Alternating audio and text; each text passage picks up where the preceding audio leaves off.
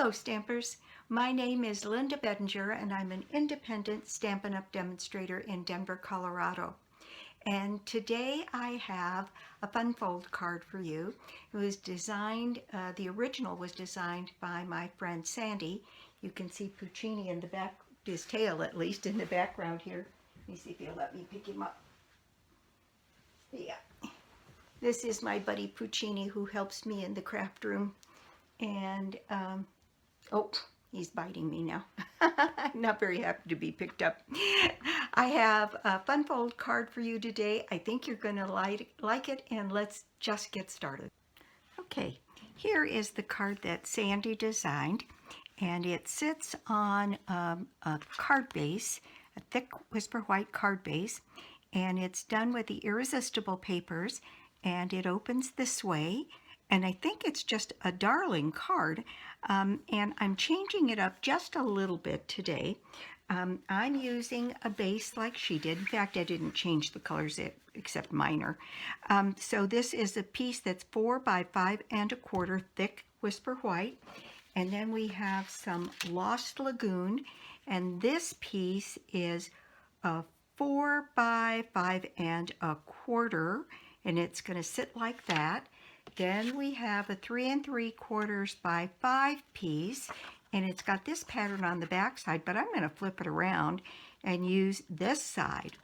And then Sandy did this piece, which hides behind here, and then put another piece down here.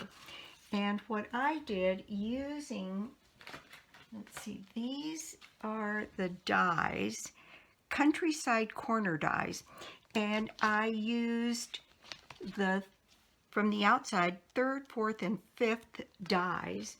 And this first die, I put on a piece of white paper and put it through my machine. And you can see perhaps here how I just, let me get a little thing so I can show you. This part here is just below the cutting blade. So it fits into the die form, but this part is left intact so that when I run it through the die machine, I can take this off, and guess what? It opens that way. And I thought that might be a little bit easier. Also, it allows you to show this rim going all the way around the card if you do it this way. So I did that. Then I cut another piece from Irresistibles out of this same die so it could cover the front here in a lighter color with the leaf pattern. Then another piece of Lost Lagoon in this size, which is the next size down, and then the last little piece in white, and that is this piece. Then the other dies that I used are the Quiet Meadow dies, or Meadow dies, and I used this long one, this one with the flowers, this butterfly, and there's another, this butterfly. There's another butterfly here that's kind of a half or sideways butterfly, and I thought we could maybe find a way to use him in here too. So again, I used this long piece to get this piece here for the inside decoration, and then this flower piece here for the outside decorations, and then the 2 butterflies. And those are the dies that I used for this. This has got a lot of really pretty images on it. Really like it a lot. Let me put these dies away before I pretty soon can't find them. To put this card together, all we really need to do is to glue this piece right onto the front of our card, and I will do that with my seal. Somebody asked me the other day, they saw me using a dot runner and said, why don't I use the seal? Well, I use both a lot, and I use the liquid glue as well. It just depends on the job. If it's gluing a flat surface to a flat surface, nothing's better than the seal. And once you learn how to operate the little carrier here, it's pretty easy. So I'm going to go ahead and put this piece on here, centering it, and then I'm going to glue this piece onto the front. So let me get that here and glue that piece, and it should cover it completely.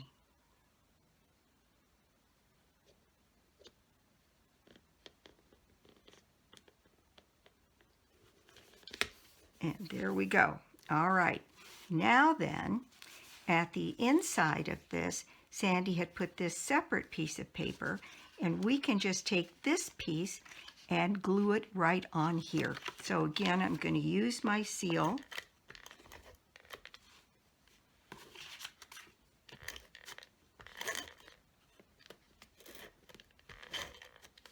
Put lots of glue down.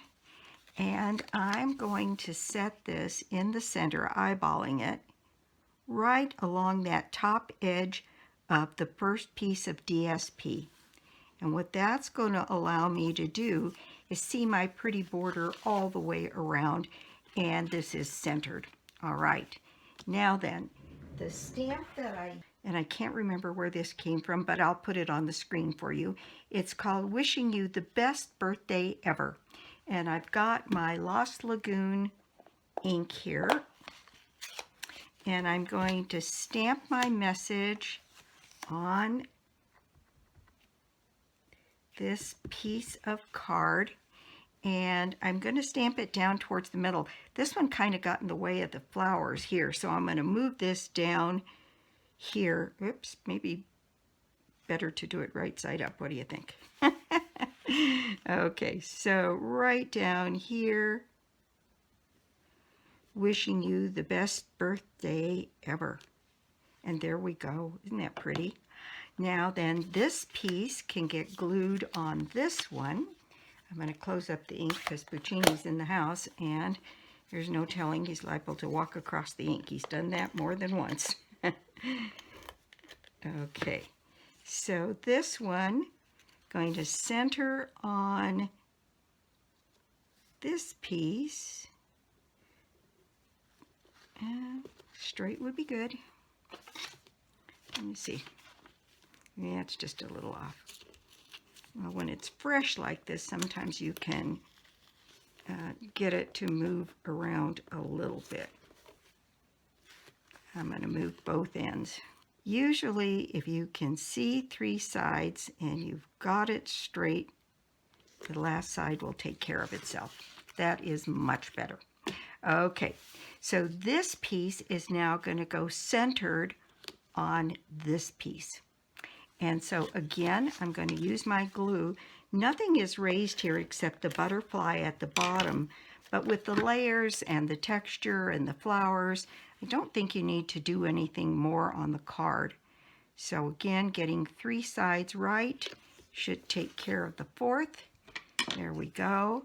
Now I have my flowers that I cut, and these I cut. I'm going to put those at a bit more of an angle since I have so much space up here now.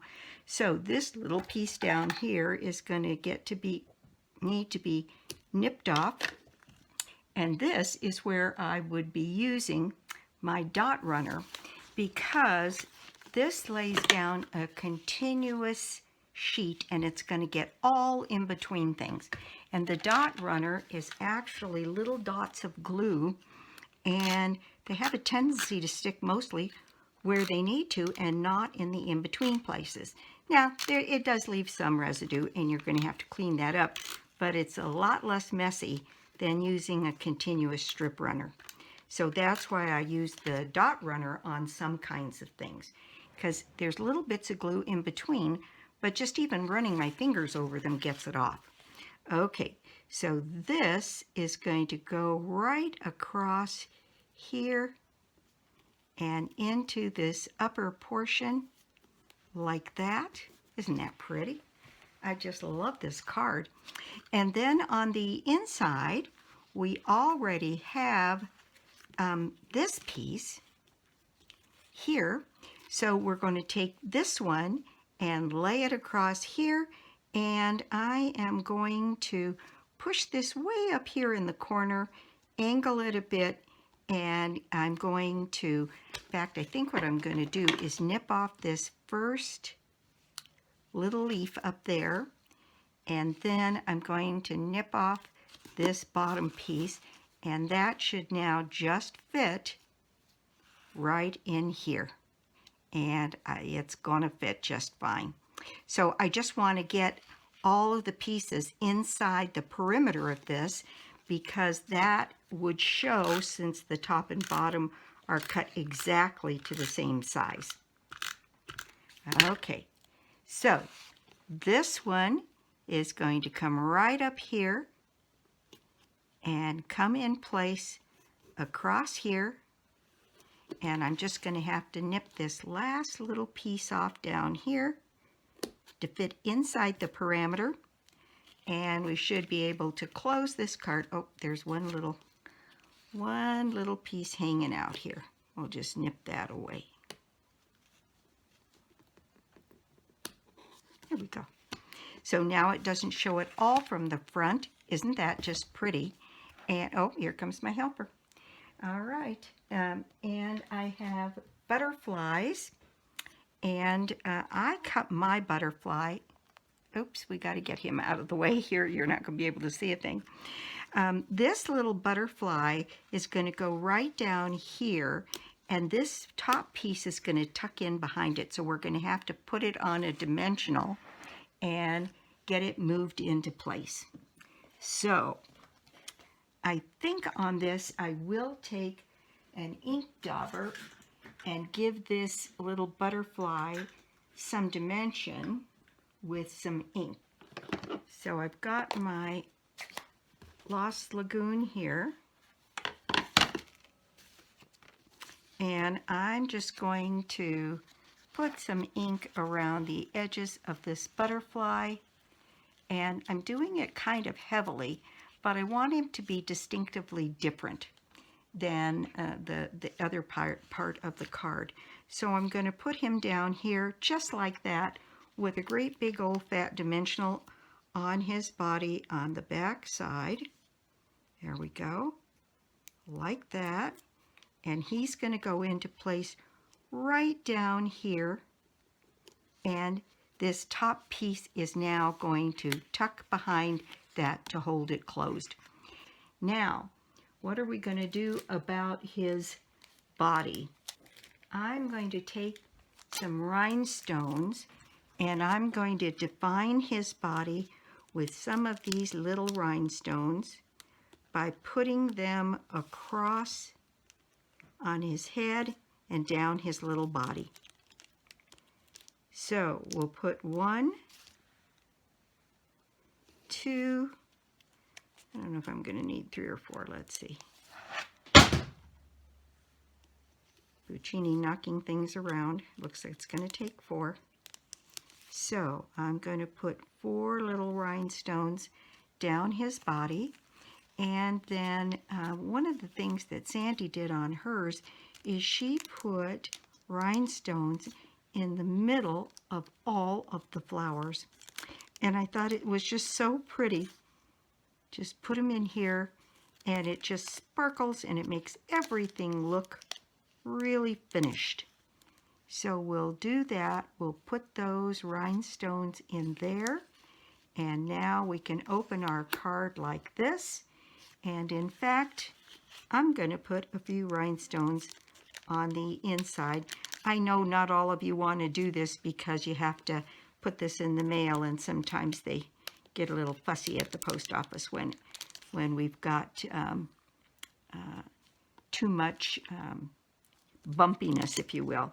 Now, I always put an extra piece of cardstock over the top of it when I put it in the mail, and that seems to help. Okay, so there we go. And it says, wishing you the best birthday ever. You can write a little sentiment in there, and there you go. That is my card and my project for the day. I think you can still see it all with Puccini helping. And thanks Sandy for a lovely design. It's just really a pretty card.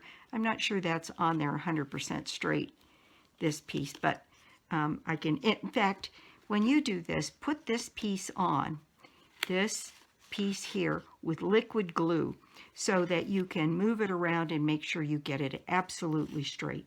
Here's Sandy's original, and the difference on hers is her butterfly was done in green, and she used a marker to make the mark on his body. And we didn't ever use that other little butterfly, the sideways one. I think I'm going to define his body as well with a little bit of ink, and I think I'm going to put him on the inside just to do it. Gosh, we don't need his help today. Put just a little bit of glue here, and I'm going, or maybe right up here as a surprise on the top. There we go. I like that idea a lot. So there we go. One more butterfly up there. Isn't that fun? Okay, we have one more thing to do.